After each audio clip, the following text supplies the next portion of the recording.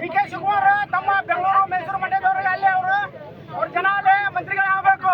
ಉತ್ತರ ಕನ್ನಡ ಬಗ್ಗೆ ಯಾರಿಗೂ ಚಿಂತನೆ ಇಲ್ಲ.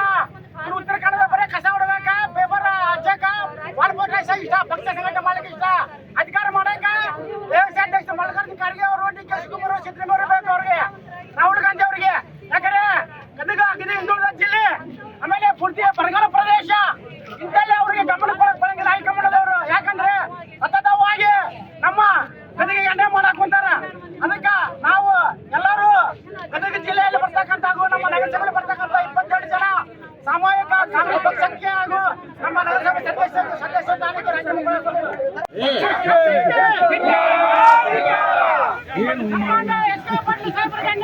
ಕಾಂಗ್ರೆಸ್ ಪಕ್ಷಕ್ಕೆ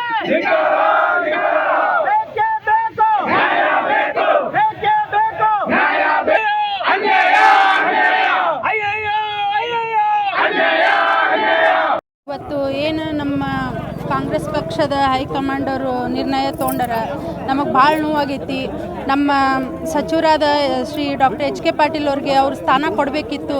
ಅವರಲ್ಲಿ ಏನು ಕೊರತೆ ಇದೆ ಅಂತಂದು ನಾವು ಅವ್ರಿಗೆ ಕೇಳ್ತೀವಿ. ಹೋಗಿ ನಾವು ಈ ಉಗ್ರ ಹೋರಾಟ ಇಲ್ಲಿ ಮಾಡ್ತೀವಿ, ನಮಗೆ ನ್ಯಾಯ ಸಿಗ್ಲಿಕ್ಕಂದ್ರೆ ನಾವು ಸೀದಾ ಬೆಂಗಳೂರಿಗೆ ಹೋಗಿ KPCC ಅಧ್ಯಕ್ಷರಿಗೆ ಹೋಗಿ ನಾವು ಮಾತಾಡ್ತೀವಿ. ನಮ್ಮ ಸಾಹೇಬರಲ್ಲಿ ಏನು ಕೊರತೆ ಇದೆ ಅಂತಂದು ಅವ್ರ ಹೆಸರು ನೀವು ತಗೋಲಿಲ್ಲ.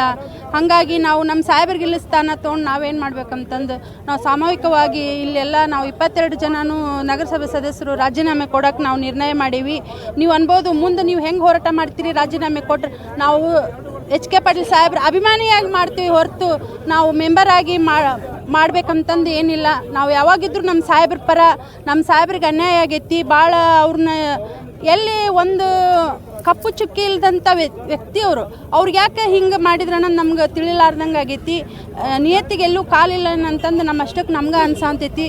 ದಯಮಾಡಿ ನಿಮ್ಮ ಹೈಕಮಾಂಡರು ಯಾಕೆ ನಮ್ಮ ಗದಗಿಗೆ, ನಮ್ಮ ಸಾಹೇಬ್ರಿಗೆ, ನಮ್ಗೆ ನೀವು ಅನ್ಯಾಯ ಮಾಡಿದ್ರಿ ಅಂತಂದು ನಮ್ಗೆ ಗೊತ್ತಾಗಲಿಲ್ಲ. ನಾವು ಒಂದನೇ ಸಂಪುಟದಲ್ಲಿ ನೀವು ನಮ್ಮ ಸಾಹೇಬ್ರ ಹೆಸರು ತಗೋಲಿಲ್ಲ ಅಂದರೂ ನಾವು 2ನೇ ಸಂಪುಟದಲ್ಲಿ ನೀವು ತೊಗೊತೀರ ಅನ್ನೋದು ನಮ್ಗೆ ಭಾಳ ಭರವಸೆ ಇತ್ತು. ಆ ಭರವಸೆಯನ್ನು ನೀವು ನಮ್ಗೆ ಭಾಳ ಅನ್ಯಾಯ ಮಾಡಿರಿ, ಮುರಿದು 2ನೇ ಸಂಪುಟದಲ್ಲಿ ನೀವು ತಗೊಂಡಿಲ್ಲ. ಹಾಗಾಗಿ ನಾವು ಉಗ್ರ ಹೋರಾಟ ಮಾಡೇ ಮಾಡ್ತೀವಿ. ಗದಗಲ್ಲಿ ಅಷ್ಟೇ ಅಲ್ಲ, ನಾವು ಬೆಂಗಳೂರಿನಲ್ಲೂ ಹೋರಾಟ ಮಾಡ್ತೀವಿ. ಹಾಗಾಗಿ ನೀವೇನು ನಮ್ಮ ಸಾಹೇಬರಿಗೆ ಅನ್ಯಾಯ ಮಾಡಿರಿ, ಸಾಹೇಬರಿಗೆ ಅಷ್ಟೇ ಅಲ್ಲ, ಇಡೀ ಅವರು ಸಾವಿರಾರು ಲಕ್ಷಾಂತರ ಕೋಟಿ ಜನಕ್ಕೆ ಅಭಿಮಾನಿಗಳಿಗೆ ನೀವು ಅನ್ಯಾಯ ಮಾಡಿರಿ ಅಂತಂದು ನಾ ಹೇಳ್ತೀನಿ. ಉತ್ತರ ಕರ್ನಾಟಕದ ಪ್ರಭಾವಿ ನಾಯಕರಂತ ಸನ್ಮಾನ್ಯ H.K. ಪಾಟೀಲ್ ಸಾಹೇಬರಿಗೆ ಸಚಿವ ಸಂಪುಟದಲ್ಲಿ ಕೈ ಬಿಟ್ಟಿದ್ದನ್ನು ಖಂಡಿಸಿ ನಾವು ನಗರಸಭಾ ಸದಸ್ಯರು ಸಾಮೂಹಿಕವಾಗಿ ನಮ್ಮ ಸದಸ್ಯ ಸ್ಥಾನಕ್ಕೆ ರಾಜೀನಾಮೆ ಕೊಡೋಕೆ ಕುಂತೀವಿ. ಯಾಕಂದರೆ ಕಾಂಗ್ರೆಸ್ ಪಕ್ಷ ಸತತವಾಗಿ ನಮ್ಮ H.K. ಪಾಟೀಲ್ ಸಾಹೇಬ್ರಿಗೆ ಅನ್ಯಾಯ ಮಾಡ್ಕೊಂತ ಬರೋಕೆ ಕುಂತೈತಿ. ಉದಾಹರಣೆಗೆ ಮಲ್ಲಿಕಾರ್ಜುನ ಖರ್ಗೆ ಅವರಿಗೆ ತಮ್ಮ ಮಗ ಮಂತ್ರಿ ಆಗಬೇಕು, ಸಿದ್ದರಾಮಯ್ಯನವರು ಮಗ ಮಂತ್ರಿ ಆಗಬೇಕು, ಡಿ.ಕೆ. ಶಿವಕುಮಾರ್ ಅವರು ತಮ್ಮ ಬೆಂಗಳೂರು ಭಾಗದಾಗ, ಮೈಸೂರು ಭಾಗದಾಗ, ಮಂಡ್ಯ ಭಾಗದ ಮಂತ್ರಿಗಳಾಗಬೇಕು. ಆದರೆ ನಮ್ಮ ಉತ್ತರ ಕನ್ನಡದಾಗ ಅವರು ಯಾರು ಬೆಳೆಬೇಕಾಗಿಲ್ಲ. ಯಾಕಂದರೆ ನಮ್ಮ ಉತ್ತರ ಕರ್ನಾಟಕ ಪೂರ್ತಿ ಬರಗಾಲ ಪ್ರದೇಶ, ಇಲ್ಲಿ ಯಾವುದೇ ನೀರಾವರಿ ಸೌಲಭ್ಯಗಳಿಲ್ಲ, ಇಲ್ಲಿ ಯಾವುದೇ ಅಭಿವೃದ್ಧಿಗಳಾಗಬಾರದು. ಅವ್ರಿಗೆ ಕಾಂಗ್ರೆಸ್ ಅವರು ಓಟ್ ಹಾಕಬೇಕು, ಪಕ್ಷ ಸಂಘಟನೆ ಮಾಡಬೇಕು. ಅಧಿಕಾರ ಡಿ.ಕೆ. ಶಿವಕುಮಾರ್ ಅವರು, ಸಿದ್ದರಾಮಯ್ಯ ಅವರು, ಮಲ್ಲಿಕಾರ್ಜುನ ಖರ್ಗೆ ನಡೆಸಬೇಕು. ಅದಕ್ಕೆ ನಾವು ಈ ಒಂದು ಇಬ್ಬರಿದ್ದರನ್ನ ಖಂಡಿಸಿ ನಾವು ಸಾಮೂಹಿಕವಾಗಿ ಇವತ್ತಿನ ದಿವಸ ನಗರ ಸದಸ್ಯರು ರಾಜೀನಾಮೆ ಕೊಡಕ್ಕೆ ಕುಂತೀವಿ. ನಮ್ಮ ರಾಜೀನಾಮೆ ತಗೊಂಡು ಅವರು ಭಾಳ ಕಾಂಗ್ರೆಸ್ ಪಕ್ಷ ರಾಹುಲ್ ಗಾಂಧಿ ಅವರು ದೇವ್ರು ಒಳ್ಳೇದ ಮಾಡಲಿ, ಆಮೇಲೆ ಇಡೀ ಕಾಂಗ್ರೆಸ್ಗೆ ಒಳ್ಳೇದ ಮಾಡಲಿ. ಒಬ್ಬ ಪ್ರಭಾವಿ ನಾಯಕ, ಅಗದಿ ಇಡೀ ರಾಷ್ಟ್ರದಲ್ಲಿನ ಒಂದು ಕಪ್ಪು ಚುಕ್ಕಿ ಇರೋಂಥ ಮನುಷ್ಯ H.K. ಪಾಟೀಲ್ ಸಾಹೇಬ್ರು ಎಣ್ಣೆ ಮಾಡಕ್ಕೆ ಕುಂತಾರ. ನಿಜವಾಗ್ಲೂ ಮುಂದೆ ಬರ್ತಕ್ಕಂಥ ದಿನಮಾನಗಳಲ್ಲಿ ಕಾಂಗ್ರೆಸ್ ಪಕ್ಷ ಬಹುದೊಡ್ಡ ಹಿನ್ನಡೆಯನ್ನು ಅನುಭವಿಸ್ತಂತ ಅಂತ ಹೇಳಿ ನಾನು ಮಧ್ಯಮ ಮುಖಾಂತರ ಹೇಳಕ್ ಕುಂತೀನಿ. 22 ಜನ ಕೊಡಕ್ಕೆ ಕುಂತೀವಿ. DC ಅವ್ರಿಗೆ ಮಾನ್ಯ ಜಿಲ್ಲಾಧಿಕಾರಿ ಮುಖಾಂತರ ನಾವು ರಾಜೀನಾಮೆ ಕೊಡಕ್ಕೆ ಕುಂತೀವಿ.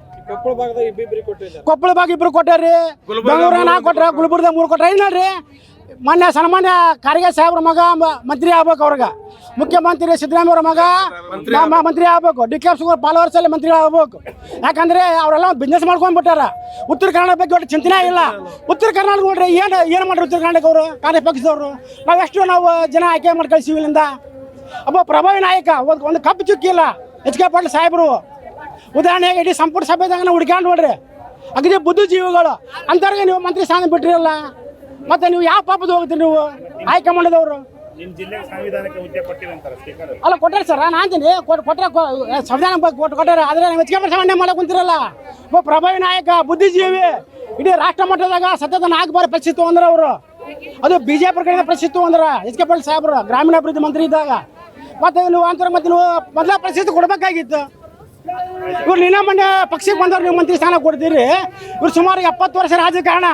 KH ಪಾಟೀಲ್ ಇರ್ಬೋದು, DR ಪಾಟೀಲ್ ಇರ್ಬೋದು, HK ಪಾಟೀಲ್ ಇರ್ಬೋದು. ಇವ್ರ ಪಕ್ಷಕ್ಕೆ ಭಾಳ ಕೊಡುಗೆ ಐತಿ ಇವ್ರದ್ದು.